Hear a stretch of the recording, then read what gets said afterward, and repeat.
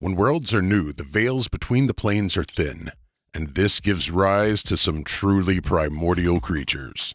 Join us this week for a new take on some old monsters.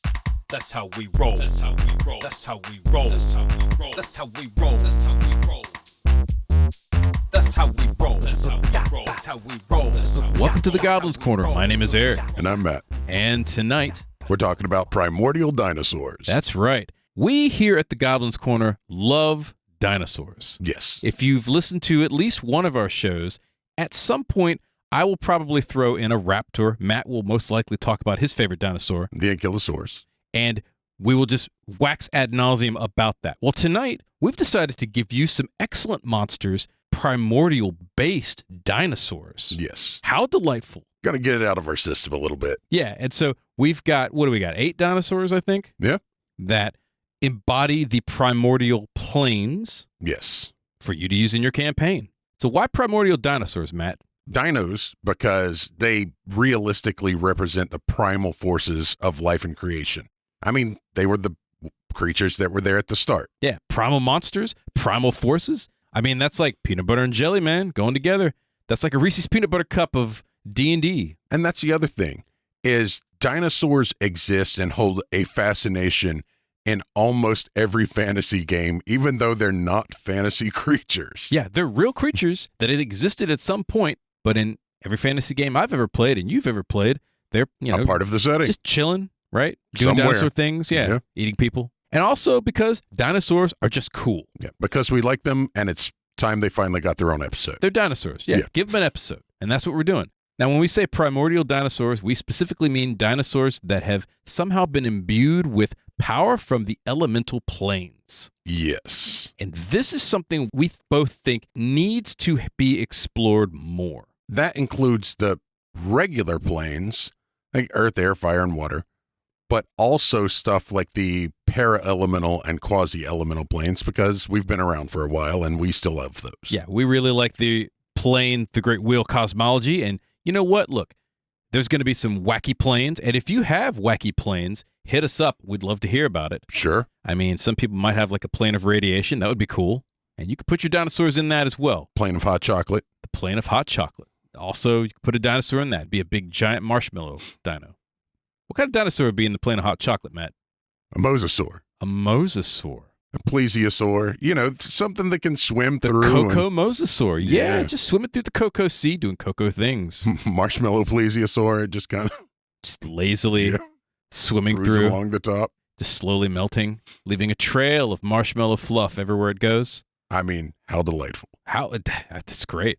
Incorporating dinosaurs into your fantasy game is super duper easy. How easy is it? Let's talk about it. Realistically, in every world, there are pockets of wilderness that are lost in time.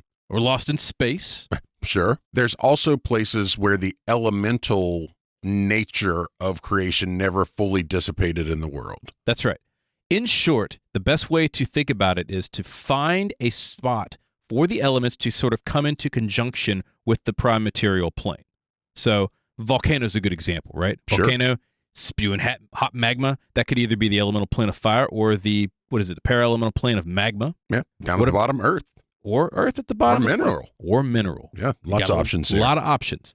So you could throw dinosaurs right there because primordial creatures, primordial elements, really good, right? Anywhere where that primordial element and the natural order collide, throw a dinosaur in there. Have it represent that element. We've got plenty of examples. Let's It's talk true. about the magma, right? What kind of magma dino would you throw in? Well, we actually have one later on, but you know, you could have so much fun with it because you could do something that flies for thermals, Sure. and that would be a lot of fun. And of course, you know, if you really want something scary, you can always just throw a tyrannosaur into it.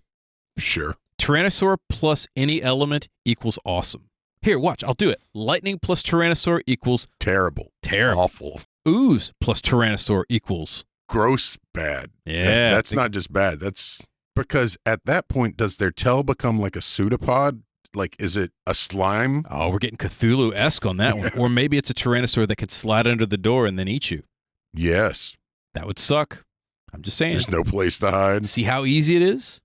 In addition to that, you can also use these to add some depth to your elemental planes. Matt, let's talk about that further. The elemental planes are eternal. In a lot of creation myths, the elements come together, they're fighting, they're at war, what have you, and that is the start of the world, right? And so having dinosaurs that are part of that war that recede back to the elemental planes, or that some of which get stranded on the real world, that allows you to, at any point in time where the planes go coterminous, to march one of these bad boys out.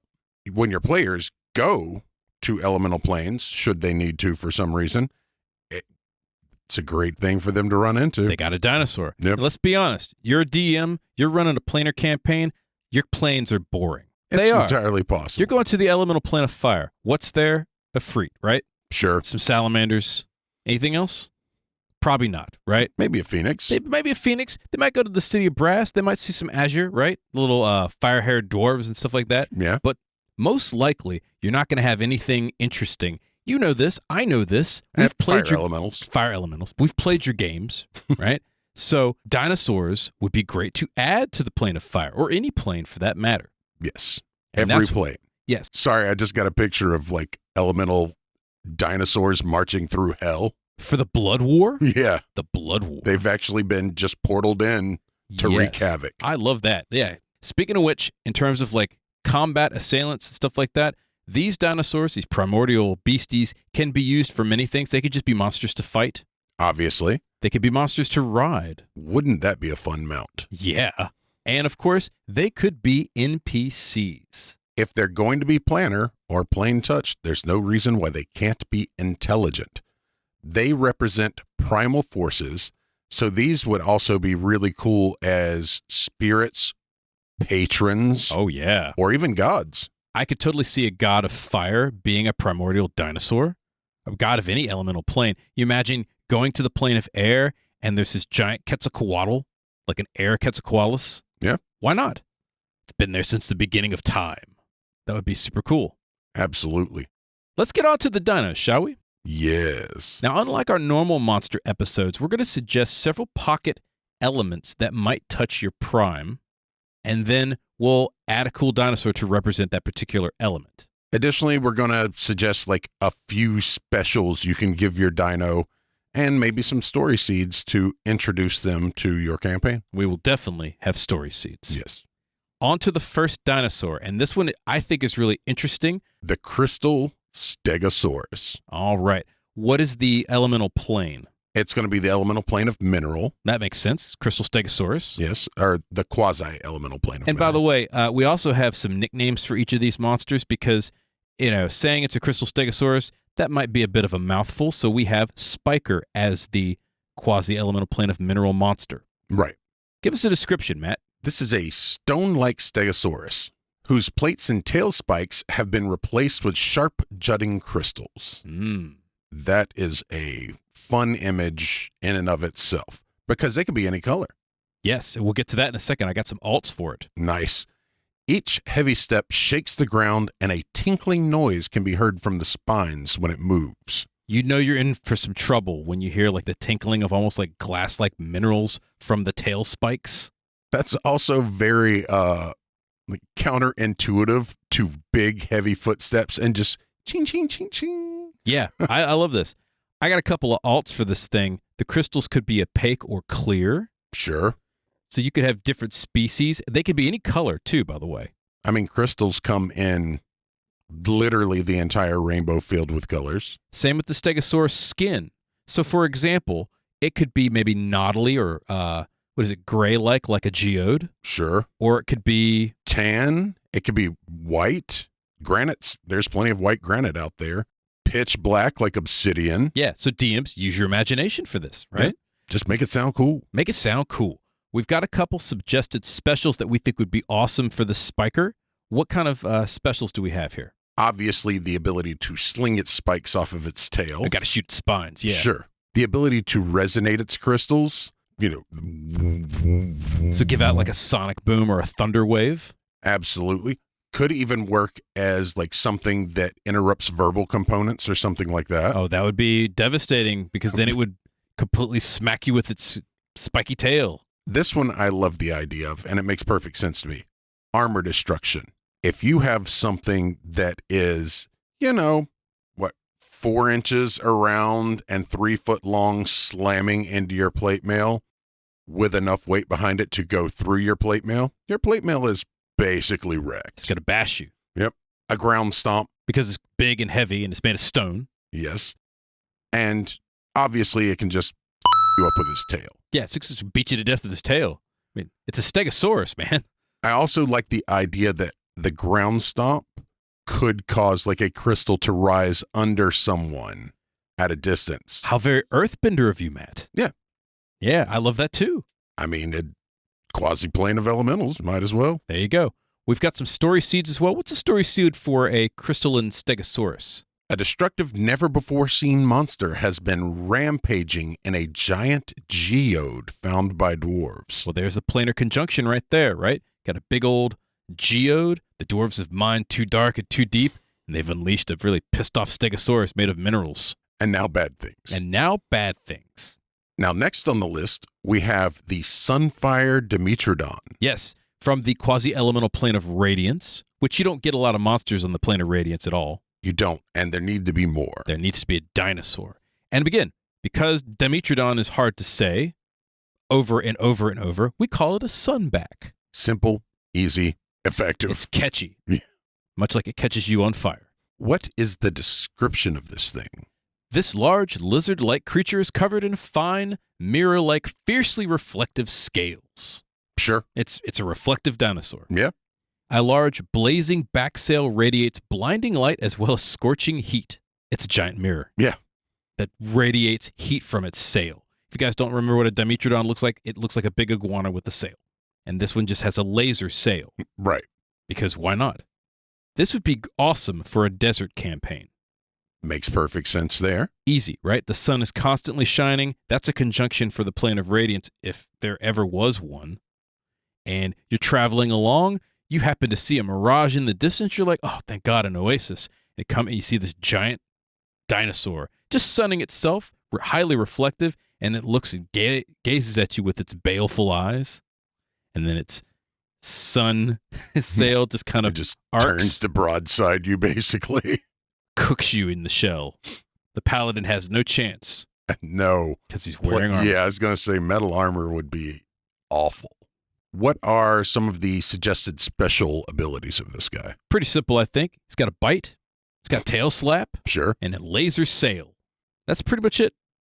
Blind? It should be able to blind, too. Yeah, I think blinding radiance would be good. Maybe if the sun is shining, you have to make a save against blindness.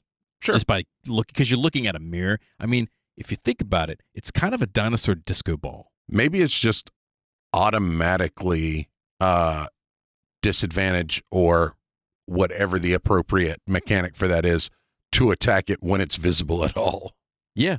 I think it's tough to look at. It's just, it's hard to look at. And even though it is a radiance creature, it also could be dangerous in the dark because, again, it's a mirror. Yeah. So it's not like you're going to be sneaking up on it very well. It's black, reflecting all of the blackness. Sure. You're like Predator. Give me a story seed for this one. Players seek to defeat a powerful creature in the heart of the great desert in order to stop its persistent spread. There you go. The desert is spreading. They don't know why. There's a great monster in the center of it they believe that might be causing the desert to keep spreading.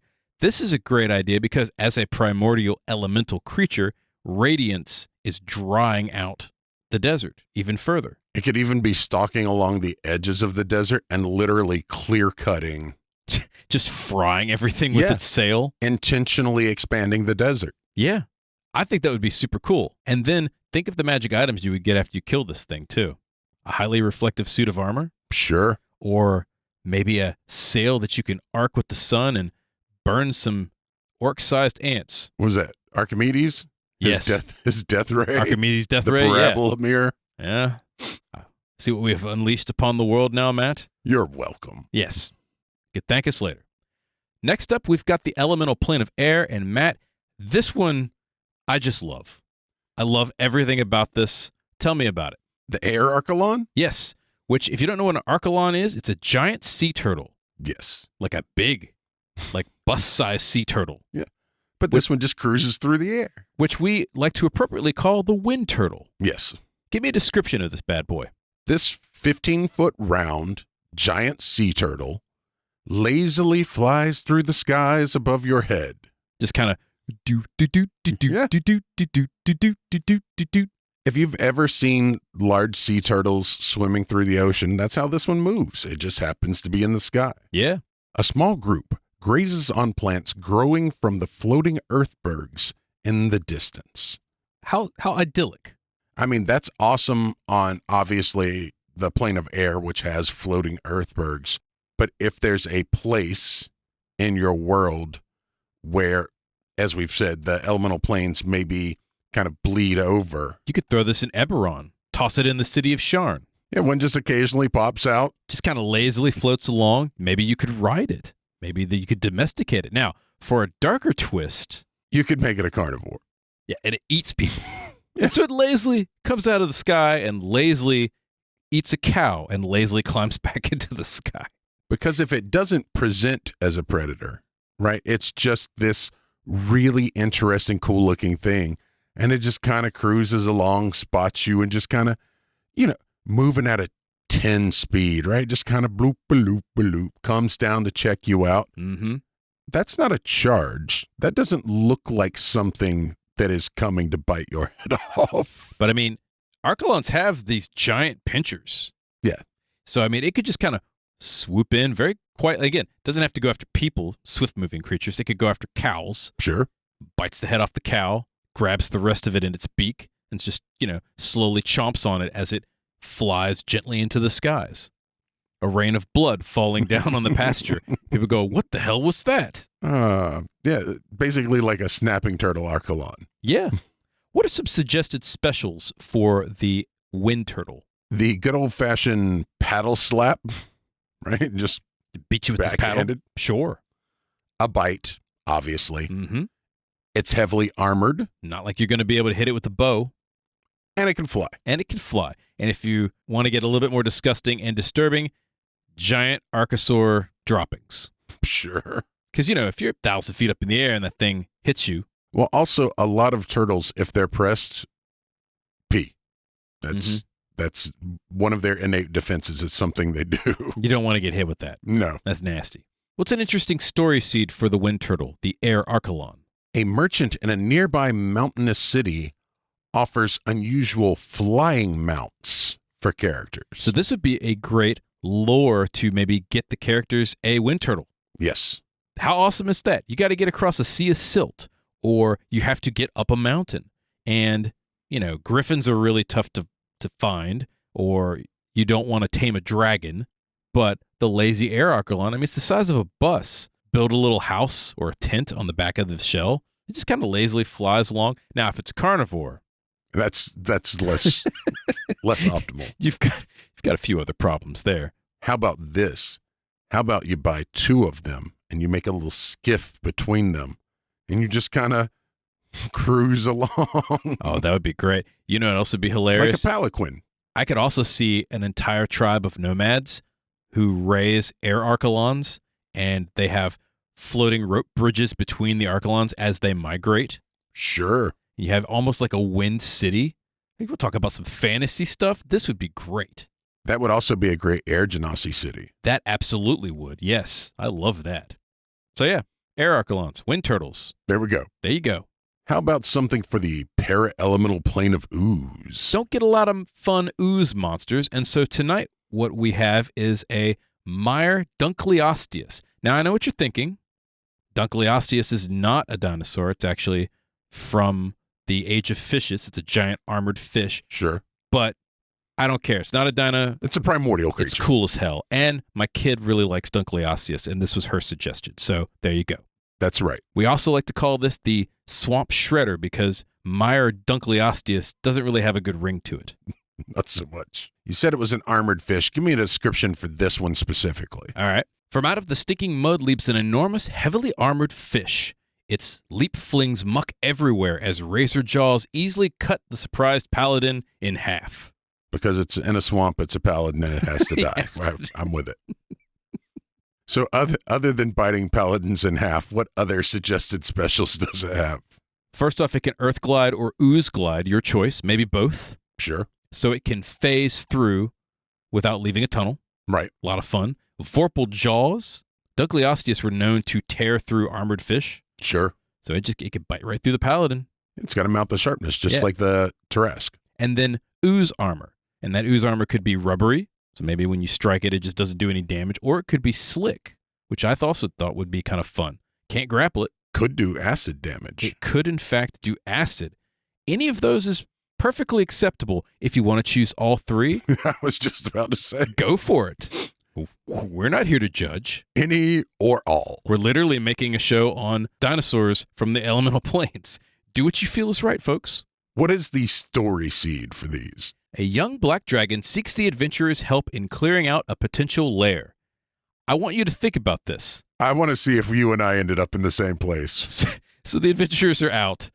A dragon comes up to them and like, look, it's a black dragon. Now it's Sure. a young black dragon, but still it's a black dragon. Right. Black dragons don't play. Then they normally don't ask for help a whole lot. But this dragon's like, look, man, this thing's really pissing me off.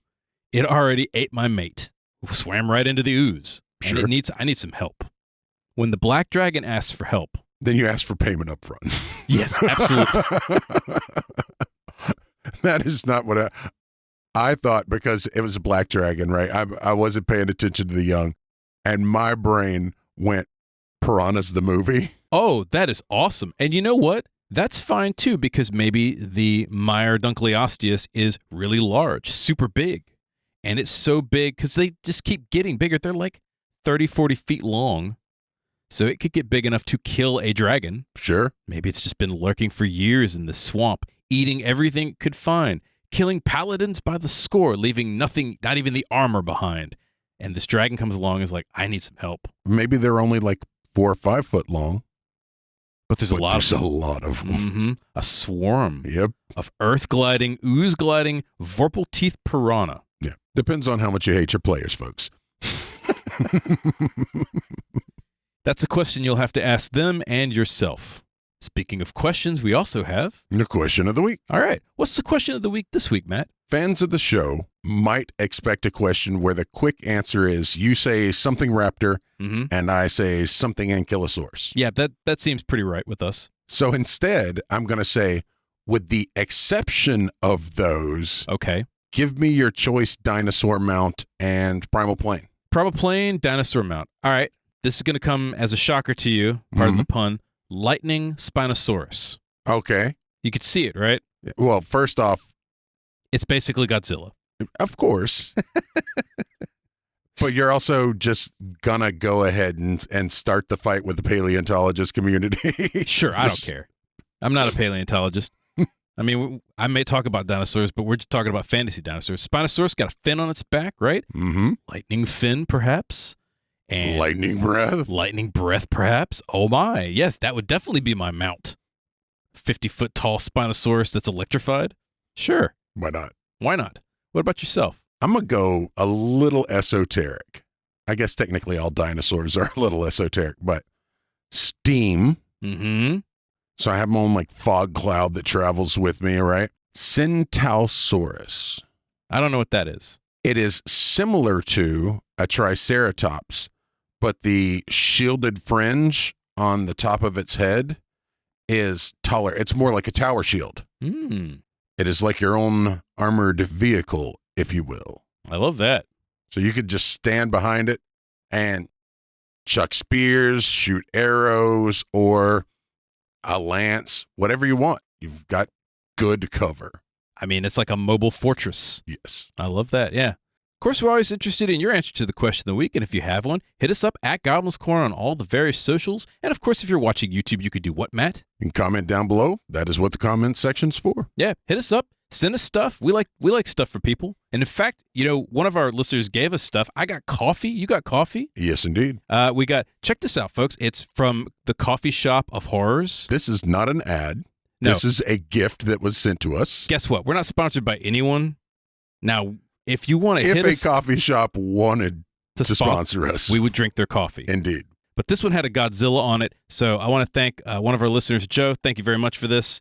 Matt's got one too, I think. What did you get? I have one of those, and I have Jabberwock. Yeah, this is Kaiju Crunch. Yes. I can't wait to try this. I'm definitely going to save the bag. It smells like heaven. I can smell It smells so good. It's got like a maple smell to it.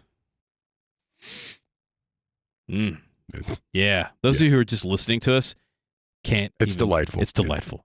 We're talking primordial dinosaurs, and next we're going to visit the quasi-elemental plane of lightning. Lightning, real lightning. And we've got an awesome, awesome dinosaur, which is one of my my personal favorite, the Storm Velociraptor, also known as the Storm Hunter. Because saying Velociraptor over and over is no fun. It's no fun. Give us a description for the Storm Velociraptor. 4 bolts of lightning streak from the darkened skies, each forming swift 6-foot bipedal dinosaurs upon the scorched grasses. As a group, they turn and face your party. You imagine 4 lightning bolts shoot down, and you just see these electrified dinosaurs turn and look at you? I can. It's like the scene for Big Trouble in Little China, but it's not humanoids that land. The storms, the 3 storms. That would be awesome. Give us some suggested specials here. Haste. Sure. Velociraptors are fast. Lightning velociraptors are faster. That makes perfect sense to me. Lightning bolt. Okay. Electrified attacks. Makes sense. And that could also be if you attack them, you get electrified. Maybe they have like an aura of electricity or something like that. Yeah. They could have a bite, which could maybe double as shocking grasp. Makes sense. And pack tactics. Clever girl. One more thing, because it's in your description, they should have some sort of lightning travel, like... Lightning leap? Yeah. I don't know if lightning leap exists for 5th edition, but... It doesn't, but it will. But it can. Yeah. Yeah. Electrified dinosaurs, streaking across the plains, coming at you faster than you can run. What are you going to do? Win or die? Yeah. That's pretty much... Roll initiative is what you're going to do, my friends. Fair. And approved initiative would also be totally within reason. Yeah, that would make perfect sense. Give us a story seed for these awful little guys. In the Great Plains, a storm barbarian warlord has been defeating his foes with the help of unusual spirits. Nice. Yeah. So he has done his praying to the primordial spirits, and these things are guiding him. They don't have to be dumb. They could be intelligent. Yeah, we did mention that. Mm-hmm. Think about that. They could be his patrons. Can you imagine a storm warlock? Big old Velociraptor is his patron. That'd be awesome. That would be great. Or even it's a storm T-Rex that has sent these to help. Yes. Or the whole pack is a single patron. They have a hive mind. That also would be creepy as hell, too. Good, great old one. Yeah. Great old one doesn't have to always be Cthulhu. It's true. All right, next up we have the para-elemental plane of magma, and this one, Matt, is a delight. Thank you. I love this one. So talk to me about the Molten Titanosaur. We've also named it the Obsidian Titan. Because that just sounds really awesome. It does. Yeah. Give me a description of the Obsidian Titan. This massive 100-foot-long sauropod is composed of intensely hot, black glassy stone and burning rock. Yeah, and if that doesn't scare a party, nothing will. Rivulets of magma spiderweb across this creature's body and form large channels on its back, starting from the top of its head to end dripping from its massive tail. It looks like a walking river of fire. Pele is happy. This thing is awesome. I love this thing. You imagine you're near a volcanic region and you see this walking river of fire. And you know, Titanosaur is a big sauropod, right? Yeah. Like the Brontosaurus, Diplodocus, and stuff like that. But it's just stomping along, 100-foot long. It's got eyes that are dripping molten magma from it. Yeah. Maybe there's cracks in its skin that drip magma as it stomps down on the ground, and it's enormous. It's leaving obsidian footprints. Of course it is, because a 100-foot dinosaur made of stone, melted stone, is going to be multiple tons. Yeah. Hundreds and hundreds of tons. I don't know how much weight that is. So much. Someone's going to do the math, and they can tell us, but it's a lot. That would be so awesome if somebody actually tells us. Yeah, that would be great. What are some suggested specials for the Obsidian Titan, the Molten Titanosaur? Stomp. It's going to stomp on you. Tail thrash. Now, you can use this both to slap somebody with a tail, but you could also use it to sling globs of magma everywhere. Yeah, because it's got that little rivulet going down it. You imagine it just kind of swishes its tail and a lob of magma hits the paladin in the face. Not necessarily the paladin. Could hit the ranger too. I love the fact that you don't even hate paladins as much as you used to, but you've got this generational loathing of them still that just background radiation in your brain. You know, it's just this joke, this long-standing joke that we have that the paladin dies in the swamp, but he could also die in the magma fields as well. Sure. Why not? Intense heat surrounds it. So that could be like almost like wall of fire. Yeah. Just it exists basically as a wall of fire. Or a heavily armored character would have a hard time because their metal would start heating up. And bursting armor. Basically, if you break through its hide, you're going to take magma splash. Because you're going to get slapped in the face with magma. Yep. That sucks. That's why you run. You get away from it. Just get the hell away. Let's talk about some story seeds, Matt. Players must obtain a rare crystalline flower, which only grows on active volcanoes. Ooh. They must, however, contend with Territorial Titanosaur, which will consume the flowers. You got to get that flower for some reason. That's the MacGuffin, right? Right. That's Helps the save, thing. Makes a potion to save the princess, save the world, whatever, right? And these stampeding dinosaurs, these titanosaurs made of molten rock, are just kind of chilling on the volcano, and you going into their territory. That would suck. I mean, you have options here. We also have an alternate one. The Titanosaur's yearly migration spreads lava to the valley below. Now, this is a great way to add a lava field to your campaign. Maybe they, again, primordial embodiment of the volcano. Maybe they are the champions of the volcano god in your campaign. Yeah. Something like Tafiti from Moana. Yeah. This could be either an avatar or even just a holy creature. Like they're sacred animals type thing. Yeah, and every time the volcano erupts, more of them come out of the volcano and just stampede down the ground. Maybe they run out of steam to where they start cooling off and they either tromp back, or maybe they just turn into stone statues. Maybe they're like lemmings and they stampede to the ocean, and their whole purpose in existence is extending the island. That would be super cool. A lot of options.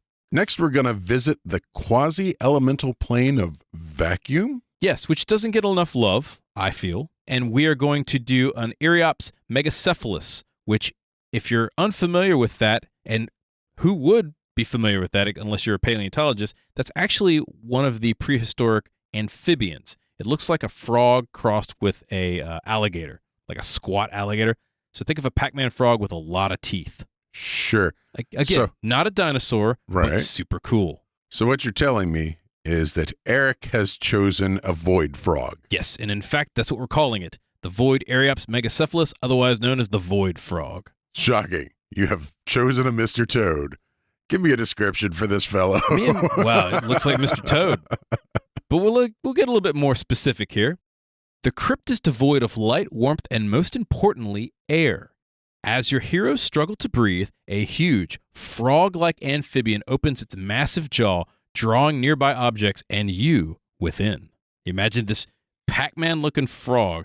And by the way, when I say big, we're talking, I don't know, like 8 or 9 feet. And it just opens its maw and you could see oblivion Sure. in its maw. Just sucks everything in. What are some of the suggested special attacks? The vacuum maw, for Sure. one, sucks you in and everything else. Right.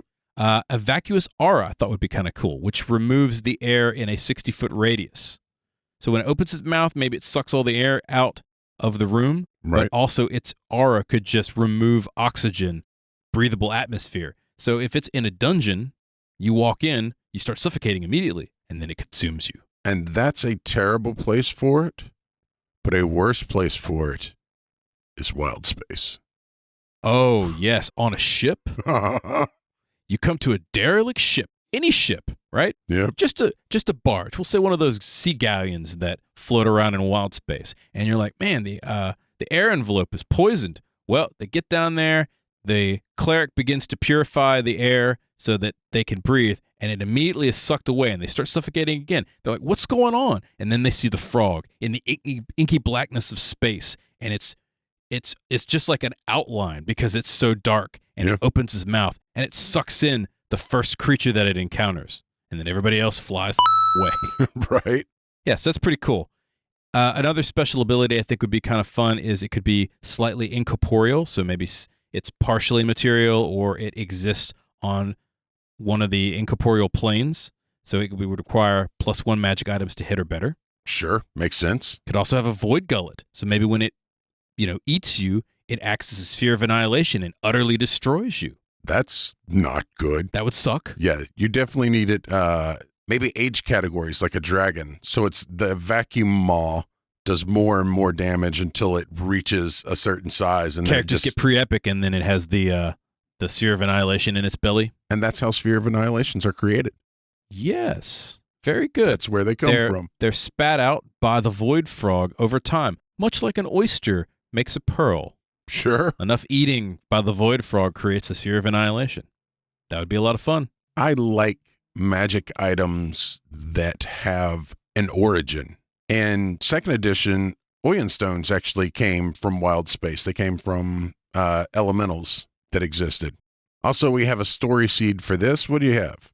The bottom of the ocean, deep underwater, players encounter a small cave devoid completely of any air in the water itself. And there lurks the void frog.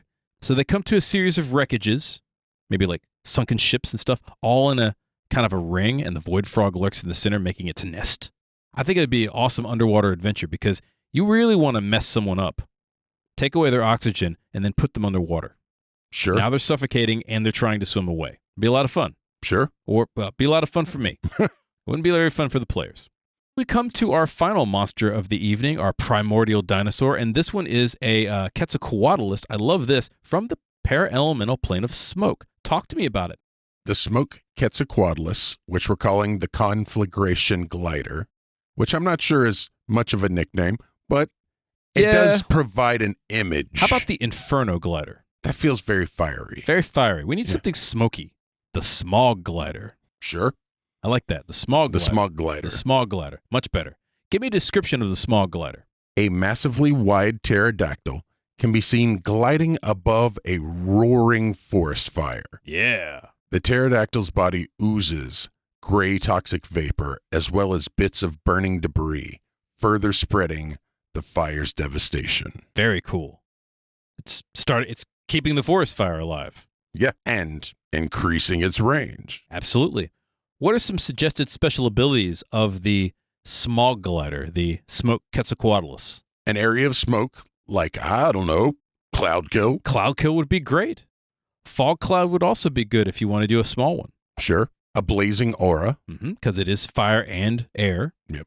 Fireball. Fireball. Imagine it opens its mouth, shoots a fireball. Bam. Maybe give it a ranged attack like a spear of poison gas. Sure. That'd be kind of fun. Could also make its attacks fire-based. Sure. Or smog-based. It could have like poison talons. If it's not material, you could even do poison and fire. Yeah. Well, and it could also be like the void frog too. It could be slightly immaterial, or it could exist on multiple planes. So maybe normal weapons can't hit it, just turns to smoke when it gets attacked. Sure. That would be super cool. Again, up the ante for your players depending upon their CR. And much like the ooze tyrannosaur we mentioned earlier, it's tough to keep out of places. It just smokes under the door, gaseous form it. Oh, yeah. You imagine you're running from this thing. It's a raging forest fire. You're like, we're getting the out of Dodge. You head to a local cabin, a trapper's cabin. You close the door. Like, look, we've got to figure out how to defeat this thing. And it just the smoke just kind of comes in through the window, the closed window, forms this titanic Quetzalcoatlus, and then fireballs you. If it does enough damage to kill somebody with a bite, literally just snap somebody, bite it, and drag them outside. Mm-hmm. Turns them to now ash. You have to go deal with it. So there you have it. 8 primordial dinosaurs, some just prehistoric monsters, that you can use in your campaign for patrons, for things to fight, or, of course, to ride. And possibly as a god. Use these to the best of your ability. Have fun with them. Again, this is really easy if you just want to make your own. Pick a elemental plane, pick a dinosaur, mash them together. Doesn't really matter the dinosaur or the elemental plane. It's going to be awesome no matter what. Throw a large elemental and a dinosaur in a blender and call it a day. Yep. Any questions or comments? Hit us up at Goblin's Corner on all the various socials. Did you enjoy this podcast? We got a few more on the Primordial Burners. Subscribe to it on your favorite player, YouTube and Twitch. Click the 5 stars and give us a review on iTunes and Podchaser. If you're on YouTube, hit the like and subscribe button. It helps get our show in front of more people, and it feeds the hungry algorithm. Which is currently a storm front, shooting lightning bolts down into the center of your village, and 4 electrified dinosaurs step and turn towards you. Mighty Morphin Power Rangers, but as a horror movie? Mighty Morphin Dinosaurs? Sure. Why the hell not? That's all the time we have for tonight. Once again, my name is Eric. And I'm Matt. We'll see you next time. Good night, folks.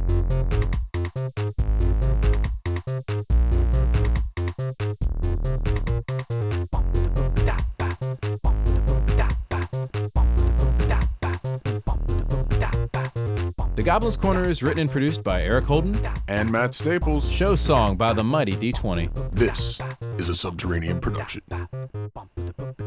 Basie.